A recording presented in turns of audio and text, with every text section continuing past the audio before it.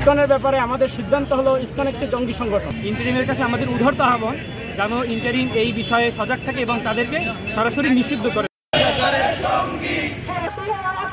ISKCON বিভিন্ন সময় বিভিন্ন ইস্যুতে মুসলিমদের শত্রু, মুসলিমদের বিপক্ষে দাঁড়িয়েছে এবং তারা নিজেরা হত্যা করে বিভিন্ন রয়টার্স সহ বিভিন্ন ইন্টারন্যাশনাল নিউজে তারা ছড়িয়েছে যে তাদের আইনজীবী মুসলিমরা হত্যা করেছে। গাজীপুরের ঘটনা, যেখানে ইসকন কর্তৃক যুবক আমাদের মুসলিম এক বোনের ইজ্জত লুণ্ঠন করেছে।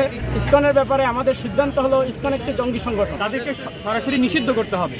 বাংলাদেশ থেকে তাদের যত ধরনের কর্মকাণ্ড আছে, তাদের কার্যক্রম আছে, ইন্টারিমের কাছে আমাদের উদারত আহ্বান যেন ইন্টারিম এই বিষয়ে সজাগ থাকে এবং তাদেরকে সরাসরি নিষিদ্ধ করে। এই সংগঠনের নিষিদ্ধ চাই আমরা। এই সন্ত্রাসী সংগঠন ইসকনের বন্ধের দাবিতে আজকে খুলনাবাসী একত্রিত হয়েছে।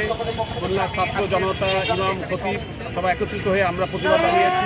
ইন্টারিমকে আমরা আলটিমেটাম দিয়েছি যাতে খুব দ্রুত এই জঙ্গি সংগঠনকে নিষিদ্ধ করা হয়। আমাদের এই দেশের সাম্প্রদায়িক যে একটা ছিল, সম্প্রীতি ছিল, সেটা ধ্বংস করার চেষ্টা করতেছে তারা। এবং তারা এই যে গত বছর অ্যাডভোকেট আলিফকে হত্যা করেছে, এরকমভাবে বিভিন্ন সন্ত্রাসী কর্মকাণ্ডের সাথে তারা জড়িত। তাই আমরা চাই আমাদের দাবি ইন্টারিমের কাছে এই সন্ত্রাসী উগ্রবাদী সংগঠনকে দ্রুত নিষিদ্ধ করা হোক এবং তাদেরকে বিচারের আওতায় নিয়ে আসা হোক।